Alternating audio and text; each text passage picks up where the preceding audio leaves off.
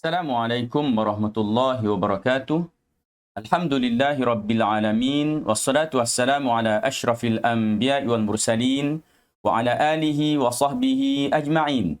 Subhanaka la ilma lana illa ma 'allamtana innaka antal alimul hakim. Wa la hawla wa la quwwata illa billahil aliyyil azim. Amma ba'd. Alhamdulillah, kita bersyukur lagi kepada Allah Subhanahu wa taala dapat bertemu lagi kita pada kali ini dalam mata pelajaran Pendidikan Islam tingkatan 1. Kali ini kita akan masuk ke bahagian ilmu fiqh. Pelajaran 17 di bawah tajuk konsep ibadah dan jenis hukum. Baiklah, kita akan teruskan kepada objektif pembelajaran, iaitu pertamanya ialah mempelajari maksud dan jenis ibadat. Nak belajar apa maksud ibadat dan jenis-jenis ibadat. Yang kedua, mengetahui jenis-jenis hukum. Jenis-jenis hukum. Ada berapa jenis hukum yang terdapat dalam perundangan Islam ini. Yang seterusnya, menjawab soalan kebat dan jawab soalan di bahagian deskripsi nanti. Seterusnya, kita lihat kepada maksud ibadah. Maksud ibadah dari sudut bahasa, tunduk dan patuh kepada Allah.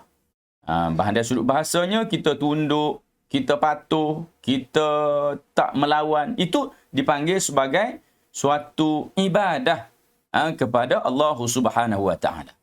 Manakala dari sudut istilah, semua perkataan dan perbuatan zahir atau batin yang disukai dan diredai oleh Allah Subhanahu wa taala. Tak kira semua perkataan, semua perbuatan, apa sahaja yang dilahirkan dalam diri kita ini, sama ada zahir atau batinnya, mestilah perbuatan itu disukai oleh Allah, diredai oleh Allah, maka ia dinamakan sebagai ibadah. Dinamakan sebagai beribadat kepada Allah Subhanahu wa taala. Manakala dalilnya ialah firman Allah Subhanahu wa taala, a'udzu billahi minasyaitonir rajim. Wa ma khalaqtul jinna wal insa illa liya'budun. Maksudnya, dan tidaklah aku menjadikan jin dan manusia kecuali untuk beribadat kepadaku. Aku tak buat, kata Allah Subhanahu wa taala, jin dan manusia ini, melainkan kerja mereka adalah untuk beribadat kepada Allah Subhanahu wa taala. Jika kita lihat kepada hadis ini, maka kita akan menyedari bahawa betapa beratnya tanggungjawab kita untuk kita hidup di atas muka dunia ini. Tambahan pula kalau kita tidak memahami konsep ibadah yang betul. Kerana di sini Allah Subhanahu wa taala menyatakan bahawa wa ma khalaqtul jinna wal ins. Tidaklah aku jadikan jin dan manusia illa melainkan liya'budun, untuk mereka menyembahku, untuk mereka tunduk dan patuh kepadaku. Maknanya manusia ini tidak ada kerja lain yang boleh dibuat di atas muka dunia ini melainkan hanya ibadah kepada Allah Subhanahu wa taala. Kalau gitu kita akan rasa sangat berat bebanan yang Allah SWT berikan pada kita. Dengan itu, kita perlu belajar tajuk ini. Nanti Ustaz akan terangkan apa maksud di sebalik ayat Allah Subhanahu wa taala yang seolah-olah tidak memberi ruang kepada kita, melainkan hanyalah kehidupan kita ini mesti diisi sepenuhnya dengan ibadat kepada Allah Subhanahu wa taala. Kemudian kita masuk kepada jenis ibadat. Jenis ibadat ada dua. Satu kita panggil sebagai ibadat khusus. Ibadat khusus maksudnya ibadat yang telah ditetapkan oleh syariat Islam dari segi cara, rukun, syarat-syaratnya serta tidak boleh diubah. Maknanya ibadat khusus ini Islam telah menetapkannya bagaimana cara nak buat. Apa dia rukun dia, apa syarat dia, serta tidak boleh dah diubah. Kalau dah ditetapkan begitu, maka kita nak tunaikan ibadat tersebut mesti mengikut cara yang sedemikian. Contoh apa dia? Contohnya adalah solat. Solat 5 waktu Kita tak boleh nak ubah solat itu jadi 6 waktu atau nak kurangkan jadi 4 waktu. Solat itu pula dia ada rukun-rukunnya. Contohlah yang paling mudahnya kita katakan bahawa contoh solat, iaitu solat itu ada rakaat, bilangan rakaatnya. Cara nak buat tu ada bilangan rakaat dia. Kita tak boleh ubah bilangan rakaat tersebut. Sebagaimana mungkin kita bangun pagi untuk solat, tak puas hati bangun pagi-pagi, orang lain tidur, kita bangun dah untuk kita solat, solatnya cuma 2 rakaat sahaja. Tak puas hati, kita pun ubahlah mesyuarat ahli jawatan kuasa kampung semua sekali, ahli jawatan kuasa masjid, kita ubah solat tu jadi subuh kita buat 4 rakaat, kita tolak zuhur biar jadi 2 rakaat sebab zuhur nanti kita sibuk. Boleh tak buat gitu? Tak boleh. Sebab apa? Ibadat ini telah tetap dalam syariat Islamnya, telah diajar cara dia, telah diceritakan rukunnya, telah ditetapkan syaratnya, serta tidak boleh diubah-ubah lagi. Begitulah juga seperti puasa, zakat, haji, ibadat-ibadat khusus ini, ia telah tetap dan tidak boleh diubah lagi. Kemudian, kita akan lihat pula ibadat umum. Ibadat yang meliputi segala aspek kehidupan, sama ada yang berkaitan dengan hubungan manusia sesama manusia atau dengan makhluk lain dan tidak bertentangan dengan syariat. Ini bahagian ibadat umum. Ibadat yang meliputi segala aspek kehidupan manusia. Semua perkara yang kita buat dalam kehidupan kita ni, hubungan kita sesama manusia, hubungan kita dengan alam sekitar, hubungan kita dengan apa-apa sahaja, dengan syarat ia tidak bertentangan dengan syariat Islam. Contoh, makan, minum, bekerja, apa sahaja. Pekerjaan-pekerjaan atau perbuatan-perbuatan yang kita lakukan yang tidak tergolong dalam ibadat-ibadat khusus itu, ini dipanggil sebagai ibadat-ibadat umum. Jadi, ibadat-ibadat umum ini menjadikan kehidupan kita dipenuhi dengan ibadah. Ustaz nak balik semula kepada ayat yang kita baca tadi. وَمَا خَلَقْتُ الْجِنَّ وَالْإِنسَ إِلَّا لِيَعْبُدُونَ. Tidaklah dijadikan jin dan manusia itu melainkan untuk beribadah kepadaku, untuk tunduk patuh kepadaku. Maka kalau kita fahami ibadat itu hanya ibadat khusus sahaja, solat sahaja, maka kesianlah kita bangun pagi terpaksa solat berpanjangan, tak boleh nak buat apa-apa. Islam tidak begitu. Islam membahagikan ibadat ini kepada khusus, maka tunaikan pada waktu-waktu tertentu. Umum dalam kehidupan kita, bila mana kita melakukan pekerjaan kita, kita kaitkan bahawa pekerjaan itu adalah merupakan sebahagian daripada ibadat kita. Contoh yang kita bawakan di sini, makan. Makan itu kita kaitkan dengan ibadat kita. Maka dengan itu kita tak makan benda-benda yang haram.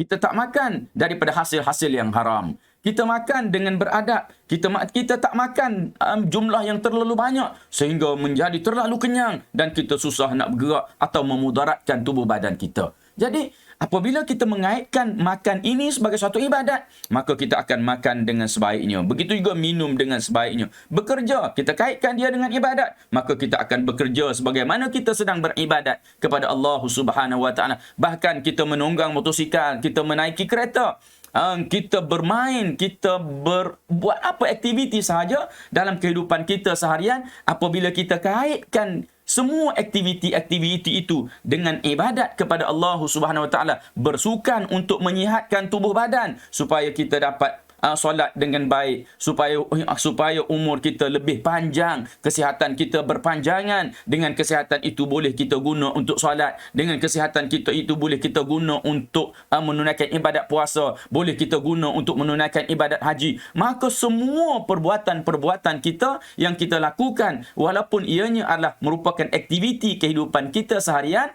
maka kesemuanya itu dipanggil ibadah. Apabila dipanggil ibadah, maka ia adalah merupakan perbuatan yang diberikan ganjaran pahala oleh Allah Subhanahu Wa Taala. Kita lihat lagi pada bahagian yang seterusnya, iaitu kunci ilmu.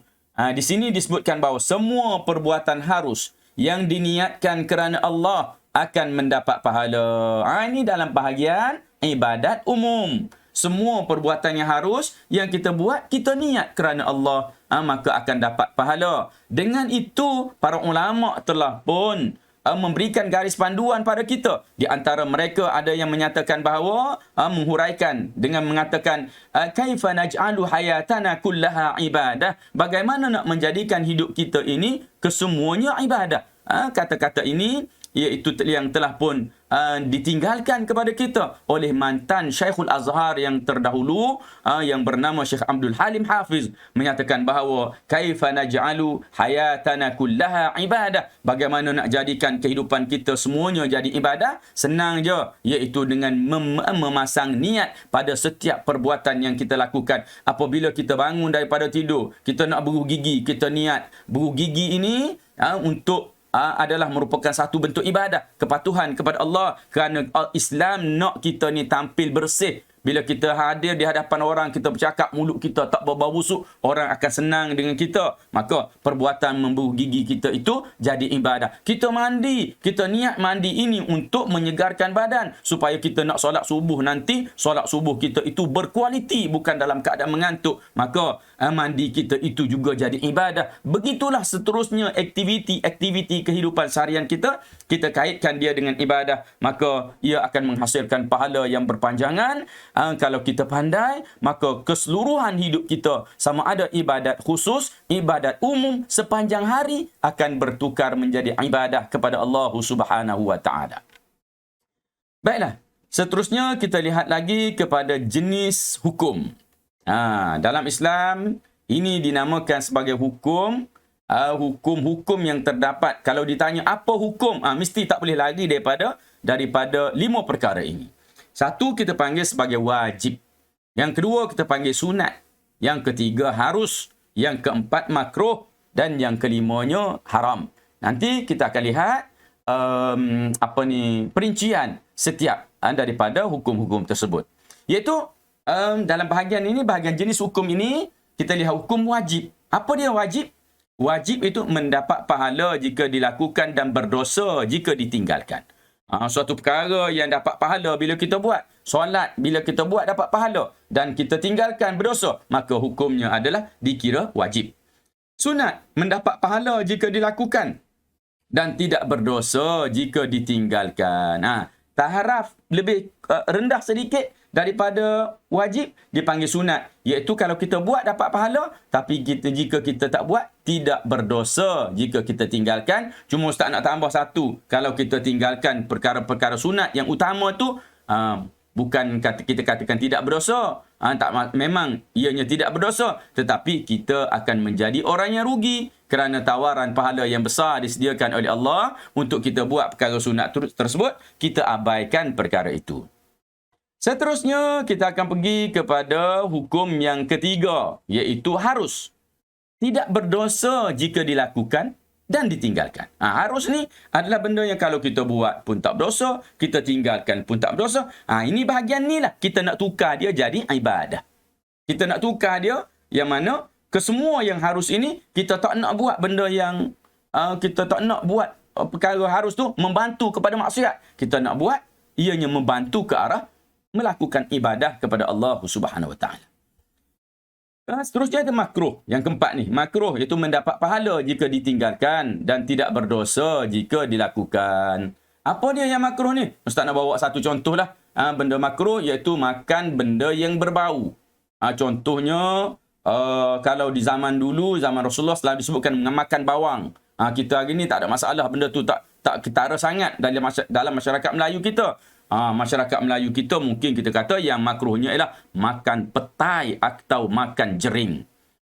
Buah petai, buah jering, buah yang jenis ulam-ulam yang bau kuat sangat tu, tu hukumnya adalah makruh. Dapat pahala jika ditinggalkan dan tidak berdosa. Kalau kita makan, tak ada masalah. Nak makan pun makanlah. Tetapi ingat, kalau lepas makan nak pergi jumpa kawan-kawan ke, nak keluar rumah, nak pergi solat ke, pastikan kita dah beruh gigi. Pastikan bau makanan tadi tidak lagi mengganggu kawan-kawan yang kita temui nanti. Yang terakhir dalam jenis hukum ini adalah haram. Iaitu mendapat pahala jika ditinggalkan. Benda haram ni, jika tak buat, dapat pahala dan berdosa jika dilakukan. Apa dia contohnya? Yang haramnya kita yang banyak berlaku pada kita iaitu perkara-perkara haram yang ada di sekitar kita. Contohnya buka aurat haram. Jadi kalau tutup aurat dapat pahala. Okey. Makan mencuri haram. Mencuri hukumnya haram. Kalau kita buat mencuri tu, maka dapat dosa. Tapi kita tak mencuri, maka kita dapat pahala atau tak berdosa. Jika haram ini mendapat pahala jika ditinggalkan dan berdosa jika dilakukan. Kita tinggalkan perkara-perkara yang diharamkan oleh Allah kerana patuh dan taat kepada perintah Allah, maka kita dikira sebagai orang yang mendapat pahala daripada perbuatan kita itu. Soalan keempat. Instrumennya ialah anda bercadang untuk menyertai larian 100 meter peringkat sekolah. Bagaimana anda memastikan penyertaan anda tidak menyalahi hukum Islam? Jadi kita tengok macam mana cadangan jawapan yang Ustaz telah sediakan untuk kamu semua, iaitu saya akan menyertai larian dengan menutup aurat. Tu dia. Saya akan menyertai larian dengan menutup aurat kerana hukumnya adalah wajib. Hukum tutup aurat tu wajib. Kesannya saya dapat mentaati perintah Allah dan bersukan dengan baik. Kalau kita pakai seluar panjang, pakai pakaian tutup aurat pun tak ada masalah. Kita tetap juga boleh bersukan sebagaimana orang lain yang bersukan. Jadi kesimpulannya, kita hendaklah mengutamakan peraturan agama agar selamat di dunia dan di akhirat. Kena utamakan peraturan-peraturan dalam agama kita supaya kita ni selamat di dunia dan juga di akhirat. Ustaz baca sekali lagi, saya akan menyertai larian dengan menutup aurat kerana hukumnya adalah wajib. Kesannya, saya dapat mentaati perintah Allah dan bersukan dengan baik. Kesimpulannya, kita hendaklah mengutamakan peraturan agama agar selamat di dunia dan juga di akhirat. Okey, sebagaimana biasa, kita telah pun sampai ke penghujung. Sila jawab soalan di bahagian deskripsi, di bahagian bawah. Video tu ada tekan anak pada kecil tu, tekan kecil tu akan tumpu kat bawah tu dan jawab soalan tersebut, jawab banyak-banyak kali pun tak apa. Dan jangan lupa juga like, share dan subscribe video ini. Mudah-mudahan ia bermanfaat. Ustaz sudahi dulu dengan aqulu qawli hadza wa astaghfirullahal azim li wa lakum. Wassalamualaikum warahmatullahi wabarakatuh.